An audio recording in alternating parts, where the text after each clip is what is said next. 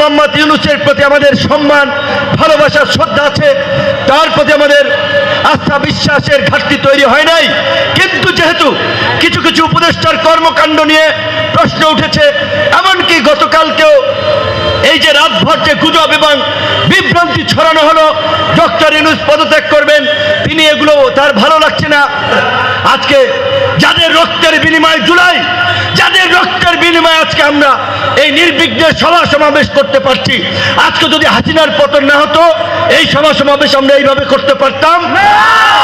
ছাত্রলীগ, যুবলীগ, পান্ডা লীগ, ঝান্ডা লীগ এসে ঝামেলা করতো, পুলিশকে দিয়ে বলতো অনুমতি নাই, গ্রেপ্তার করে গাড়িতে তুলতো।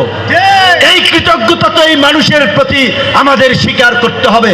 এই কারণে আমরা বলেছি পরিষ্কারভাবে অভিজ্ঞ ম্যাচিউর ব্যক্তি, দূরদর্শী ব্যক্তিদের নিয়ে এই উপদেষ্টা পরিষদ পুনর্গঠন করেন এবং আপনারা সাধারণ মানুষ হন, রাজনৈতিক নেতা হন, দেশের ভালো মন্দের দায়িত্ব প্রত্যেকটি নাগরিকের।